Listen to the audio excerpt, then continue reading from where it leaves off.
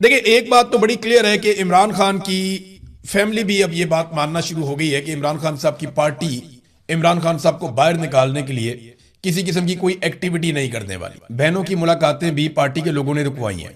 ये मैंने ना इससे पहले ये बात सुनी भी थी। एक दो जर्नलिस्ट हैं, उन्होंने मुझे बताया था कि ये खबर है और ये एस्टेब्लिशमेंट को कहा गया कि जनाब बहनें जाती हैं तो इमरान खान साहब की तरफ से सख्त स्टेटमेंट आता है, वो आकर बाहर बता देती हैं, तो मामला वहां से खराब होता है, आप मुलाकात ही ना करवाएं। अब इमरान खान की बहन ये बात कर रही है कि जनाब नहीं, हमारी पार्टी हमारे खिलाफ हो गई, वो नहीं मिलवाने देते। दूसरा, पार्टी के अंदर शदीद इख्तलाफात पैदा हो गए हैं कि इमरान खान साहब को बाहर कैसे लेकर आना है। देखिए, इस वक्त कुछ लोग हैं जो चौधरी बने हुए हैं और इमरान खान साहब के आशीर्वाद से बने हुए हैं। उन्होंने ये दावा किया है कि इमरान खान के लिए हम रिलीफ हासिल करके दिखाएंगे, आप चंद महीने खामोश रहे। अब मेरे पास पक्की खबर नहीं है, लेकिन इस्लामाबाद में 3 लोगों ने, डिफरेंट लोगों ने ये दावा किया मेरे साथ, मुझे ये खबर दी, जिनमें से 2 जर्नलिस्ट हैं, एक और मेरा सोर्स है। उन्होंने ये कहा कि अगले 4 महीने तक किसी किस्म का कोई एहतजाज नहीं होगा। मैंने कहा जी क्यों नहीं होगा? उन्होंने कहा जी कि अचकजई साहब ने भी और बाकी लोगों ने भी ये कह दिया है कि अभी एहतजाज से आप रुक जाएं, और इन्हें कोई यकीन दहानी करवाई गई है मुबैना तौर पे कि कोई ना कोई रिलीफ आपको मिल जाएगा।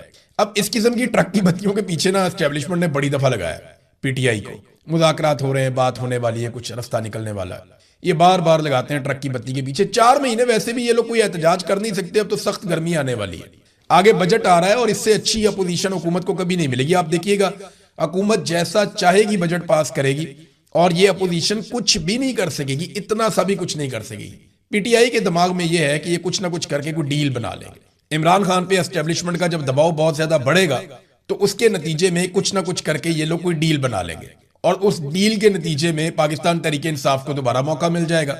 लेकिन इमरान खान एस्टेब्लिशमेंट के सामने फिलहाल अब तक जो मेरी इतला है वो हार मानने के लिए तैयार नहीं है। अब जो इमरान खान साहब का एक अंदाजा था कि उनकी पार्टी के लोग अवाम को लीड करेंगे, अब वो तो दिखाई दे नहीं रहा। क्या अवाम खुद से निकल आएगी? देखिए, एक दिन तो पाकिस्तानियों को निकलना पड़ेगा, लेकिन क्या इमरान खान के पास उतना वक्त है कि वो इंतजार करें और उनके पास उतनी सेहत है कि वो इंतजार करें उस वक्त का जब लोग निकलेंगे? तो इमरान खान कोई 30 साल 40 साल का नौजवान नहीं है, गो कि वो एक फिट आदमी है, वो अपने आप को एक्सरसाइज से फिट रखते हैं, उन्होंने हमेशा अपना ख्याल रखा, लेकिन इसके बावजूद उन्हें गोलियां लग चुकी हैं, उनकी एक आंख तकरीबन जाया हो चुकी है, लगातार कैद तन्हाई के अंदर उनको रखा जा रहा है। इसके असरात इंसान के बोलने पर, इंसान के सोचने पर पड़ते हैं। ये सारी चीजें जिनसे वो गुजर रहे हैं ये आसान नहीं है। और पाकिस्तान तहरीक इंसाफ के अंदर ऐसा लगता है किसी को इस बात की फिक्र ही नहीं है कि इमरान खान के साथ क्या हो रहा है। बड़ी तकलीफ होती है ये सोच करके एक साबिक वजीर आजम को सिर्फ एक मिलिट्री एस्टेब्लिशमेंट की ख्वाहिश के ऊपर बगैर किसी जुर्म के जेल के अंदर डाला हुआ, और वो जेल काट रहा है, और कोई आदमी उसकी पार्टी में जो उसके नाम लेकर एमपीएस एमएनएस बन गए, मिनिस्टर्स बन गए, जिनको वजारतें मिल गई, वो उसका नाम लेकर आ गए, लेकिन आज उसके लिए खड़े होने को तैयार नहीं है। पता नहीं कैसे इनकी गैरत गवारा करती है, मुझे तो समझ नहीं आती। ये बेनिफिशरी है सारे इमरान खान के, सारे इमरान खान के बेनिफिशरी है। इनमें से कोई भी मार खाने के लिए तैयार नहीं है, कोई भी जेल जाने के लिए तैयार नहीं है। औरतों ने अच्छी लड़ाई लड़ी है, यानी सनम जावेद ने अच्छी लड़ाई लड़ी है, यास्मीन राशिद साहिबा ने अच्छी लड़ाई लड़ी है, जब तक वो बाहर थी उन्होंने बड़ी अच्छी लड़ाई लड़ी, आलिया हमजा साहिबा ने, और बहुत सारी खवातीन है, मैं नाम लेना भूल जाऊं, भुट्टा साहिबा है, और खवातीन हैं जो रावलपिंडी में बहुत खवातीन निकलती हैं, जो इमरान खान की बहनों के साथ भी जाती हैं। तो मैं सबका नाम जिनका ना ले पाऊं मैं माजरत चाहता हूं, जो अंदर है बेचारी उनका मैं तस्करा कर रहा हूं। खवातीन ने अच्छी लड़ाई लड़ी है, लेकिन यहाँ बहुत सारे लोग जिनके बड़े बड़े दावे थे वो दिखाई नहीं दिए, पता ही नहीं चला गए किधर। तो डील की आस लगाई हुई है तरीके इंसाफ के लोगों ने कि शायद कोई बात बन जाए। इस निज़ाम को इमरान खान साहब को गिराए हुए लगभग 4 साल हो गए और उन्हें जेल में डाले हुए 1000 दिन से ज्यादा हो गए। इन 1000 दिनों में पाकिस्तान ने क्या हासिल किया या पाकिस्तान किस तरफ गया? हकीकत की नजर से आप देखें तो पाकिस्तान को मिला क्या? इमरान खान के गिराने वालों को क्या मिला? जनरल बाजवा का तो बेड़ा ही गर्क हो गया, वो तो एक्सटेंशन के चक्कर में थे कि मैं और एक्सटेंशन ले लूंगा, मेरा खानदान और अजीम हो जाएगा और जरा हमारी मौजें लग जाएंगी। तो जनरल बाजवा का तो बेड़ा गर्क हुआ, वो अपने टाइम पे रिटायर हो गए, और उसके बाद जो उनके साथ हुआ वो आपके सामने है। जनरल फैज हमीद के साथ हुआ वो भी आपके सामने है। बिलाखिर जनरल नदीम अंजुम को भी घर जाना पड़ा, आसिफ मुनीर साहब को भी एक दिन जाना पड़ेगा। लेकिन इस बीच में हुआ क्या? इमरान खान को गिराने के बाद या उनको हटाने के बाद या 1000 दिन तक उन्हें जेल में रखकर इन्होंने हासिल क्या किया? फौज और अवाम के बीच में फासला बढ़ गया, यानी फौज के साथ पाकिस्तानी लोगों का एक रोमांस था, और एक लोगों को यह लगता था कि मिलिट्री एस्टेब्लिशमेंट हमेशा से पाकिस्तान के लिए फैसले करती है, लेकिन अब लोगों को पूरा यकीन है कि पाकिस्तान के मिलिट्री जर्नल्स पाकिस्तान से पहले अपने लिए फैसला करते हैं, खासतौर पे वो जो फैसले करने के लिए बंद कमरों में बैठते हैं। उन्हें अपनी एक्सटेंशन, अपनी नौकरी, अपनी मुराद वो शायद ज्यादा अजीज होती है। शायद क्या, यकीनी तौर पे ऐसा ही है। फिर मुल्क में नफरत की एक लहर ने जन्म लिया। इस वक्त पाकिस्तान में जितनी नफरत फैल चुकी है कभी हमने नहीं देखी। यानी कत्लेआम हुआ, बार बार तहरीक लब्बैक के लोगों को कत्लेआम किया गया, पहले उन्हें बनाया गया फिर उन्हें मारा गया। इसी तरह पाकिस्तान तहरीक इंसाफ के लोगों का बार बार कत्लेआम किया गया। फिर 9 मई की आड़ के अंदर 1 लाख से जायद घरों की चादर और 4 दीवारी का तकद्दुस पामाल किया गया। खवातीन को सड़कों पे घसीटा गया, उनकी बेहुरमती की गई, बच्चों पे तशद्दुद किया गया, बेशुमार हजारों लोगों को गिरफ्तार करके जेलों में डाला गया। लोगों के माँ बाप मर गए, उन्हें जनाजे नहीं पढ़ने दिए गए। लोगों के रिश्तेदार मर गए, उन्हें जनाजों पे नहीं आने दिया गया। और जिद सिर्फ एक थी कि प्रेस कॉन्फ्रेंस करो। जिन लोगों ने प्रेस कॉन्फ्रेंस की उनके लिए सब ठीक हो गया, और जिन्होंने इमरान खान को नहीं छोड़ा उनके पल्ले पाकिस्तान की एस्टेब्लिशमेंट ने कुछ नहीं छोड़ा। तो मुल्क में नफरत की एक लहर ने जन्म लिया और एक घुटन और मायूसी पूरे पाकिस्तान में फैल गई जो अब तक जारी है। सियासी इस्तेहकाम पाकिस्तान में ख्वाब बनकर रह गया। बार बार कोशिश की गई। DGISPR आया, उसने स्टेटमेंट दिया कि जिस दिन इमरान खान की हुकूमत गिरी और नई हुकूमत आई, डॉलर का रेट बेहतर हुआ है, पाकिस्तान की इकोनॉमी, स्टॉक एक्सचेंज बेहतर हुई है। लेकिन वो एक स्टेटमेंट ही था, उसके बाद से लेकर अब तक हम लगातार गोते खा रहे हैं। पाकिस्तान की मईशत जमीन बोस हो गई, सरमायाकारी 50 साल की कम तरीन सतह पे चली गई, बेरोजगारी और गुर्बत के रिकॉर्ड टूट गए, एक्सपोर्ट्स पाकिस्तान की लगातार कम हो गई और कौमी पैदावार में लगातार कमी होना शुरू हो गई। यानी कॉटन हम पैदा करते थे, आज पहले से कम पैदा करते हैं, बाकी इजनास भी पहले से कम पैदा करते हैं। हमारी कौमी पैदावार लगातार, चाहे वो प्रोडक्शन फैक्ट्रियों में हो रही है चाहे ज़राअत में हो रही है, वो कम हुई है, बढ़ी नहीं है। इंसानी हकूक की बदतरीन पामालियां पाकिस्तान में की गई और आलमी सतह पर पाकिस्तान का तशख्खुस, उसे काफी नुकसान पहुंचाया गया। सारी एजेंसियों और इदारों को इसी काम पे लगा दिया गया कि इमरान खान से जुड़े लोगों को तबाह बर्बाद कर दो। कोई नैरेटिव पाकिस्तान की मिलिट्री एस्टेब्लिशमेंट की ख्वाहिश के खिलाफ नहीं आना चाहिए। और एजेंसियां वो काम करना शुरू हो गई जो काम इस शिद्दत से उन्होंने इससे पहले कभी नहीं किया था, और इसके असरात आपको आने वाले सालों में नजर आएंगे। अमनो अमान की सूरत हाल बुरी तरह खराब हो गई क्योंकि तवज्जो एजेंसियों की किसी और तरफ थी।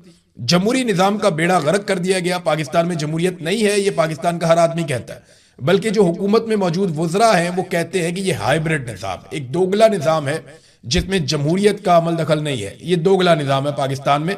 जर्नैल मुल्क को चला रहे हैं और हम सिर्फ स्टीयरिंग व्हील पे बैठे हुए आपको दिखाई दे रहे हैं, अपने मुंह से कहते हैं वो। तो हाइब्रिड निजाम के नाम पर सिविलियन इदारों का control Aahista Aahista military officers के पास जाना शुरू हो गया, और अब लगभग ज्यादातर इंतजाम उनके पास है जिन लोगों को इन इदारों को चलाने का किसी किस्म का कोई तजर्बा नहीं है। सरमायाकार पाकिस्तान से भाग गए और ब्रेन ड्रेन लगातार हो रहा है। लोग अपना सरमाया पाकिस्तान से निकाल रहे हैं, हुंडी करके, किसी भी तरीके से मनी लॉन्ड्रिंग करके लोग पाकिस्तान से बाहर पैसा लेकर जा रहे हैं। यूरोप में बहुत पैसा गया है, बर्तानिया में बहुत पैसा गया है, लोग मिडल ईस्ट के अंदर बहुत पैसा निकाल कर ले गए हैं। मोहसिन नकवी ने खुद कहा कि $100 अरब पाकिस्तान से बाहर सिर्फ इन 3-4 सालों में चला गया। ये मोहसिन नकवी ने अपने मुंह से बताया, असल फिगर इससे भी ज्यादा है। तो सरमायाकार भी पाकिस्तान से भाग गए, ब्रेन ड्रेन हो रहा है। जो पढ़े लिखे लोग हैं, डॉक्टर्स बहुत बड़ी तादाद में चले गए, इंजीनियर्स बहुत बड़ी तादाद में चले गए, कारोबारी लोग, IT एक्सपर्ट्स जो हुनरमंद हैं वो पाकिस्तान छोड़ छोड़कर बाहर जा रहे हैं। लगभग पाकिस्तान ने 40,000 अरब का कर्जा लिया इन 4 सालों में। 40,000 अरब का, इतना कर्जा पाकिस्तान जब से बना तब से लेकर अब तक लिया था। तो कर्जा लेने का भी पाकिस्तान ने सारा रिकॉर्ड तोड़ दिया। पाकिस्तान की मिलिट्री एस्टेब्लिशमेंट ने गुज़िश्ता 4 सालों में सब कुछ करके देख लिया। हुकूमत गिरा दी, अपनी हुकूमत बना ली, पूरा इलेक्शन चोरी कर लिया, ना इंसाफियों के रिकॉर्ड कायम कर दिए, अदलिया और मीडिया और पार्लियामान को यरगमाल बना लिया, मगर मुल्क एक कदम भी आगे नहीं चल पाया।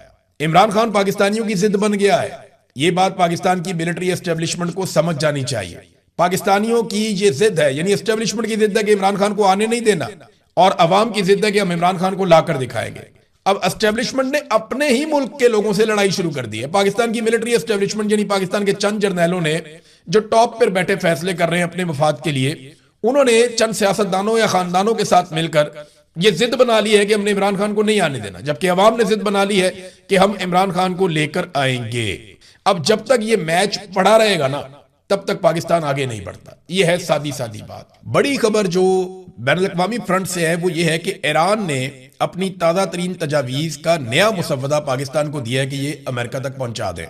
अब इससे पहले ईरान ने एक मुसव्वदा दिया था कि अमेरिका के पास ये तजावीज़ लेकर जाएं, उसको मुस्तरद कर दिया डोनाल्ड ट्रंप ने, क्योंकि डोनाल्ड ट्रंप डू मोर कह रहा है कि जनाब और बेहतर डील चाहिए, मुझे मजीद फेस सेविंग चाहिए। अब ईरान एक लेवल से आगे तो दे नहीं सकता, लेकिन ईरान ने अच्छा ये किया कि एक और मरतबा लचक दिखाई है, और पाकिस्तान ने ये रिक्वेस्ट भी की है कि अभी किसी किस्म का कोई हमला ना किया जाए, जंगबंदी उसको जारी रखा जाए।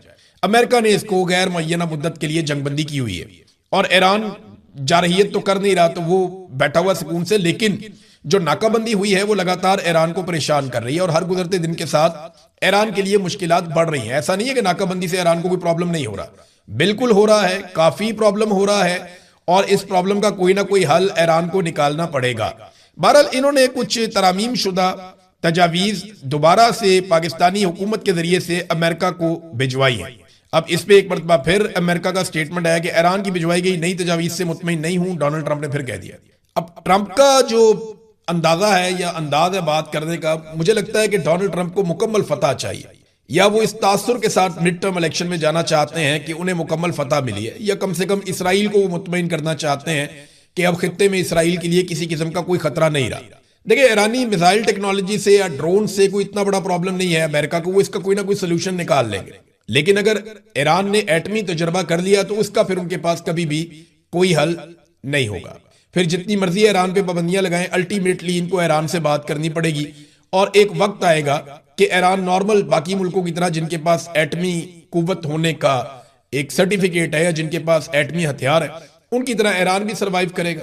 ईरान को central Asia, Russia, even Pakistan side, India, ये सब ईरान से ताल्लुकात रखते हैं। आप बिल्कुल उसको बंद करके नहीं रख सकते, बहुत बड़ा मुल्क है, एक तरफ उसके तुर्की है, इराक है, ऊपर रशिया है, सेंट्रल एशिया से मिलता है, अफगानिस्तान से मिलता है, पाकिस्तान से मिलता है, और बहुत बड़ी सरहदें हैं, सामने की तरफ ओमान है, बहुत सारे खलीजी मुमालिक हैं। तो ईरान कोई ऐसे तर्न वाला नहीं है जिसको आप समझें कि बिल्कुल ही एकदम खत्म हो जाएगा। तो अब ये ईरान ने तजावीज दी, लेकिन डोनाल्ड ट्रंप ने, क्योंकि डोनाल्ड ट्रंप के कोर्ट में बॉल है, तो डोनाल्ड ट्रंप ने ही फैसला करना है कि अब क्या होगा। तो डोनाल्ड ट्रंप ने कहा जी कि वो मुतमईन नहीं है, ये नहीं बताया दोनों ने कि तजावीज है क्या। लेकिन ईरान ने मजीद फ्लेक्सिबिलिटी दिखाई है, तो मे बी फ्लेक्सिबिलिटी यही हो कि यूरेनियम को चंद सालों के लिए वो डील दे रहे हो कि जितने सालों तक हम कुछ भी नहीं करेंगे, हम आपके मुआहदे के मुताबिक चलेंगे, हम ये चीजें तय कर लेते हैं। मे बी ईरान जो है वो इन चीजों पे एग्री कर गया हो। और दूसरा, आपने हुर्मुज़ को खोलने के लिए चाइना ने भी अक़वाम मुत्तहिदा में बात की है। ईरान कहता है जी आप ये नाकाबंदी खत्म करें, मैं आपने हुर्मुज़ को खोल देता हूं, तो ये विन विन सिचुएशन हो जाएगी दोनों के लिए। लेकिन ईरान के पास आपने हुर्मुज़ का एक ऐसा पॉइंट अब हमेशा के लिए आ जाएगा कि वो जब चाहेगा ये दुखती रग को पकड़ दिया करेगा। ये बात अमेरिका को और अरब ममालिक को समझ आ गई। वो कोई इसका ऐसा सोल्यूशन निकालेंगे या कोई ऐसा हल निकालेंगे कि बैनुल अक़वामी सतह पे आपने हुर्मुज़ को आइंदा कंट्रोल किया जाएगा, वो कुछ ऐसा करना चाहेंगे। तो ईरान भी अपने आप को मुकम्मल तौर पे बाहर नहीं निकालेगा। अमेरिका ने, क्या ये मुमकिन है कि अमेरिका हमला करे? तो इसके लिए जो बड़ी खबर है मैं आपको बताता हूं कि CENTCOM commander admiral Brad Cooper और पीट हेग्सेट, जो इनके वजीर दिफा है, और joint chief chairman general Dan Caine, इन्होंने डोनाल्ड ट्रंप को ईरान के खिलाफ मुमकिना नए मिलिट्री ऑपरेशन पर ब्रीफिंग दी और 3 ऑप्शंस पे गौर किया गया। यानी डोनाल्ड ट्रंप ने ब्रीफिंग ली है सेंटकॉम के कमांडर से, और उसके साथ वजीर दिफा थे, उसके बाद जो है वो ज्वाइंट चीफ चेयरमैन थे, और इन सब से उन्होंने ब्रीफिंग ली है और 3 ऑप्शन पे गौर किया गया। नंबर 1 ये है कि मुख्तसर मुद्दत में शदीद तरीन हमला किया जाए ईरान पे, और साथ ही मुज़ाकरात करके मामला हल किया जाए ताकि फेस सेविंग हो जाए बड़े पैमाने पे। नंबर 2, आपने हुर्मुज़ पे कब्जे का एक मंसूबा पेश किया गया कि अगर इस पे कब्जा करना है पूरे तरीके से तो उसमें क्या करना पड़ेगा।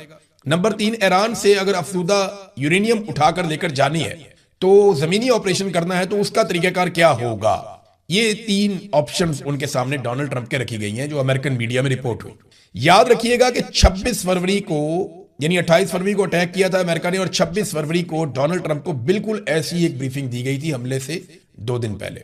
यानी पिछली मर्तबा हमले से 2 दिन पहले बिल्कुल ऐसी ही ब्रीफिंग डोनाल्ड ट्रंप ने ली थी, और अब उसी नौयत की ब्रीफिंग दोबारा डोनाल्ड ट्रंप ने ली है। तो क्या डोनाल्ड ट्रंप दोबारा हमला करने जा रहे हैं? देखिए, हमले की सूरत में अमेरिका को सबसे पहले अपने बहरी बेड़े पीछे हटाने पड़ेंगे। उसकी वजह यह है कि पिछली मर्तबा अमेरिकी अड्डों के ऊपर जो ईरान ने अटैक किया वो अमेरिका के लिए हिला देने वाली चीज थी, वो उसकी तवक्को नहीं कर रहे थे, और काफी नुकसान हुआ अमेरिका का, इसराइल का भी, अरब ममालिक का भी। अब इस मर्तबा ईरान ने अपने अहदाफ अलग अलग किस्म के बताए हुए हैं। ये जो बहरी बेड़े हैं ना अमेरिका के, ये बहुत कीमती हैं, अरबों डॉलर के हैं। तो अमेरिका नहीं चाहेगा कि ये समंदर की तह में चले जाए, लिहाजा वो इन बेड़ों को पहले पीछे हटाएगा और उस जगह पे लेकर जाएगा जहां से वो ईरान की रेंज से बाहर चले जाए, फिर वो अपनी जंगी हिकमत अमली के ऊपर अमल करेगा। ये बहुत लंबा चौड़ा प्रोसीजर है, जैसी ये लड़ाई होगी आप देखेंगे ये सारी चीजें इनको करनी पड़ेंगी। नाज़रीन, अमरीकी सदर को ना अगर वो कोई जंग शुरू कर दे तो 60 दिन के अंदर उसे कांग्रेस से मंजूरी लेनी होती है।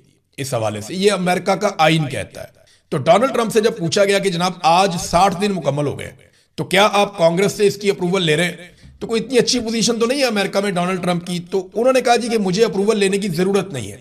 उसकी वजह यह है कि 60 दिन से पहले जंगबंदी हो चुकी है, यानी हमारी जंगबंदी तो अप्रैल में शुरू में हो गई थी और जंग 60 दिन तक चली नहीं। तो क्योंकि जंगबंदी हो गई है और उन्होंने एक लेटर भी लिख दिया डोनाल्ड ट्रंप ने कि अभी हमारी कोई जंग नहीं चल रही, लिहाजा उनके मुताबिक उन्हें कोई जरूरत नहीं है जंग की इजाजत लेने की ईरान के साथ लड़ाई के हवाले से, क्योंकि जंगबंदी हो चुकी है 60 दिन से पहले।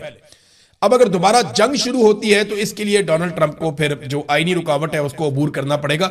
IAEA के सरबराह हैं राफेल ग्रोसी, उन्होंने एक स्टेटमेंट दिया। ये वो एजेंसी है जो एटमी मवाद के हवाले से बैनुल अक़वामी सतह पर निगरानी करती है। अब राफेल ग्रोसी जो इसके सरबराह है उन्होंने एक स्टेटमेंट दिया। उन्होंने कहा जी कि उनकी इतला के मुताबिक ये कवी इम्कान मौजूद है कि ईरान की जो अफसूदा शुदा यूरेनियम है, जो एनरिचमेंट हो चुकी है यूरेनियम की, जो तैयार है जिससे एटम बम बन सकता है 2 हफ्तों के अंदर अंदर, वो जो यूरेनियम है वो अस्फहान में ही मौजूद है, जो जौहरी मरकज है वहां पे। ये दावा किया उन्होंने। अब अगर वो वहां मौजूद है तो अमेरिका वहां पे कैसे अटैक करेगा? याद रखिएगा इससे पहले जो लड़ाई झगड़ा हुआ था बहुत बड़े पैमाने पे वो इस्फहान में ही हुआ था। इंटरनेशनल फ्रंट पे एक और खबर है नाजरीन के गुज़िश्ता 4 सालों में जो तेल की कीमतें रही हैं बैनुल अक़वामी सतह पे, आज 4 सालों का रिकॉर्ड टूट गया।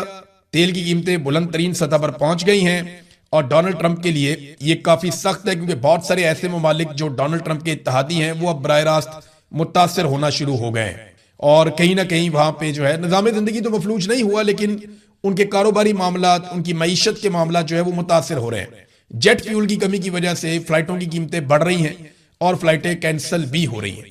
ये वो चीजें हैं जिनकी वजह से डोनाल्ड ट्रंप पे दबाव बढ़ेगा और डोनाल्ड ट्रंप को जल्द अज जल्द न सिर्फ तेल की कीमतें कम करनी पड़ेंगी बल्कि तेल की रसद को भी यकीनी बनाना पड़ेगा, वरना ये सारा कुछ अमेरिका के खाते में ही जाएगा। अब अमली तौर पे अगर मैदान में कोई आदमी बचा है जो डट कर सामना कर रहा है तो वो इमरान खान है। बाकी लोग आवाज उठाते हैं, जोर लगाते हैं, कोशिश करते हैं, लेकिन इसके बावजूद कोई और रास्ता बचा नहीं इमरान खान के पास कि वो इस रजीम के खिलाफ लड़े या इसके साथ डील करे। अब 2 ही चीजें रह गई है ना, इमरान खान के बाहर आने का कोई तीसरा रास्ता तो है नहीं। या तो डील की जाए इसी एस्टेब्लिशमेंट के साथ या फिर इमरान खान साहब इस एस्टेब्लिशमेंट को शिकस्त दे दें और डटे रहे, खड़े रहे इस एस्टेब्लिशमेंट के खिलाफ। फिलहाल कोई काबिल जिक्र जिद्दोजहद अभी बाकी नहीं है और इमरान खान के नाम के ऊपर सिर्फ जलसे जुलूस हो रहे हैं। जो इमरान खान ने स्ट्रीट मूवमेंट का कहा था वो अभी तक शुरू नहीं हुई। सुहेल अफरीदी भी अब उसी तरह की तनकीद की जद में आ गए हैं जैसी तनकीद अली अमीन गंडापुर पे शुरू हुई थी गुज़िश्ता साल। बस उसी तरह के हालात अब सुहेल अफरीदी के भी होते चले जा रहे हैं और वो बहुत तेजी से उस तरफ बढ़ रहे हैं, क्योंकि स्ट्रीट मूवमेंट में इमरान खान साहब ने जो हुक्म दिया था उस पर अमल दरामद नहीं हुआ और वो कोई भी तहरीक शुरू करने में कामयाब नहीं हुई। और उनके पास सबसे आसान तरीका यह है कि वो कह देते हैं कि तहरीक तहफ़्फ़ुज़ आईन पाकिस्तान से जाकर मिलो, उनसे पूछो क्या करना है, हम तो जनाब उनके इशारे का इंतजार कर रहे हैं। लेकिन मैं एक हकीकत आपके सामने रखता हूं कि अगर तहरीक तहफ़्फ़ुज़ आईन पाकिस्तान आज भी कहे ना कि सुहेल अफरीदी 10 लाख आदमी लेकर आप इस्लामाबाद पहुंचे तो मुझे नहीं लगता कि वो 50-60 हजार आदमी से ज्यादा इकट्ठा कर पाएंगे इस वक्त भी। उसकी वजह यह है कि वो मोमेंटम जो गलियों में बनना था, चौक चौराहों में बनना था, वो मोमेंटम खैबर पख्तूनख्वा की लेवल तक भी पाकिस्तान तहरीक इंसाफ नहीं बना पाई। हाँ जलसे हैं, तहरीक इंसाफ सबसे बड़े जलसे कर सकती है, माजी में भी करती रही है, इमरान खान के नाम पे लोग निकलते हैं, लेकिन जिस स्ट्रीट मूवमेंट का इमरान खान ने कहा था वो नहीं है ना। देखिए इसीलिए अब मुराद सईद जैसा आदमी जिसने काफी अपने आप को होल्ड करके रखा वो बोलने पर मजबूर हो गया। मुराद सईद ने साफ बताना शुरू कर दिया और कर्नल वाला जो वाकया मुराद सईद ने बताया कि कर्नल को जाकर कहते हैं कि इमरान खान ने तो बाहर आना नहीं, मुराद सईद तो पागल है, ये तो जिस दिन आएगा मारा जाएगा। ये मुराद सईद का एक बहुत करीबी आदमी है जिसने जाकर ये कर्नल से बात की। तो ये जो सुहेल अफरीदी की खैबर पख्तूनख्वा हुकूमत है वो अब वैसी नहीं है जिस मिशन के साथ उसको बनाया गया था, या कम से कम इस वक्त वो नहीं कर रही जो उनसे तवक्को की जा रही थी पाकिस्तान तहरीक इंसाफ की जानिब से या इमरान खान की जानिब से। लेकिन फिर भी क्योंकि ये हुकूमत इमरान खान ने बनाई है, इस हुकूमत को चलना भी है और इस हुकूमत के साथ गुजारा भी करना पड़ेगा, तो अभी तो हालात इसी तरह रहेंगे। इमरान खान साहब को अगर कोई अदालतों से रिलीफ की तवक्को थी तो याद रखिएगा कि वो 26वीं और 27वीं आईनी तरमीम के बाद खत्म हो गई। मैंने कई मरतबा आपको ये कहा था 26वीं और 27वीं आईनी तरमीम से पहले कि जिस दिन अदालतों में ये केस जाएगा उस दिन ये रद्दी की टोकरी में जाएगा, चाहे वो अलकादर वाला हो, चाहे वो तोशा खाना वाला हो, चाहे वो इद्दत वाला हो। इद्दत वाला तो गया ना, रद्दी की टोकरी में गया। साइफर वाला भी गया, रद्दी की टोकरी में गया। लेकिन ये बड़े बड़े मुकदमात जो खत्म हुए रद्दी की टोकरी में गए, ये 26वीं और 27वीं आईनी तरमीम से पहले गए। 26वीं और 27वीं आईनी तरमीम के बाद जो अदलिया के साथ कर दिया गया, यानी 6 ऐसे जजेस थे जिन्होंने कहा कि पाकिस्तान की एजेंसियां हमें तंग कर रही हैं, हरासा कर रही हैं। 3 को जबरदस्ती ट्रांसफर कर दिया, 1 को नौकरी से निकाल दिया, 1 पे रेफरेंस है और 1 ने माफी तलाफी कर ली। ये तो इन्होंने निशाने इबरत बना लिया, जजों से बदला ले लिया और पूरे निजाम को पैगाम दे दिया कि हमारे खिलाफ जो भी जाएगा उसके साथ हम यही करेंगे। और ये सिलसिला रुक नहीं रहा। इमरान खान इस अदलिया के जरिए कभी बाहर नहीं आ सकता जब तक कि एस्टेब्लिशमेंट को दीवार के साथ नहीं लगाया जाएगा। अगर एस्टेब्लिशमेंट पीछे हटेगी तो इमरान खान की रिहाई होगी। 2 ही सूरतें, या तो एस्टेब्लिशमेंट को दीवार के साथ लगाना पड़ेगा, उन्हें मजबूर करना पड़ेगा कि वो पीछे हट जाए, उन पे दबाव डालना पड़ेगा, और दूसरा रास्ता यह है कि एस्टेब्लिशमेंट के मुतालबात मानकर इक्तदार ले लिया जाए और इज्जत हमेशा के लिए गंवा ली जाए। दूसरा आसान रास्ता यह है। नाज़रीन, इमरान खान साहब ने जब रजीम चेंज ऑपरेशन हुआ था तो तब एक और बात भी कही थी और आज वो बात सच साबित हो रही है। इमरान खान ने जब शहबाज शरीफ को वजीर आज़म मुसल्लत किया गया ना, तो इमरान खान ने तारीखी बात कही थी। उन्होंने कहा था कि अब इस मुसल्लत शुदा निज़ाम को हजम करने के लिए हर इदारे को तबाह किया जाएगा, क्योंकि अवाम इसे कबूल नहीं करेगी और फिर इदारों को तबाह करके ये हर चीज को अपनी मर्जी के मुताबिक बनाएंगे। अब नतीजा आपके सामने है। पाकिस्तान का जो सबसे बड़ा इदारा माना जाता था, पाकिस्तान की मिलिट्री, उसको भी तबाह बर्बाद कर दिया गया। जिस तरीके से आर्मी चीफ की एक्सटेंशन का तरीकाकार बदल दिया गया, जिस तरीके से उन्हें ताहयात इस्तिस्ना दे दिया गया, जिस तरीके से उसको सियासत के अंदर इन्वॉल्व कर दिया गया, और अब तो बड़े फखर से सीना ठोक कर कहा जाता है कि हाइब्रिड निजाम चल रहा है, जर्नैल और सियासतदान मिलकर मुल्क को चला रहे हैं। इमरान खान ने जो कहा था वो हमने होता हुआ देखा, अदलिया के साथ, पुलिस के साथ, ब्यूरोक्रेसी के साथ। तो तमाम जगह पे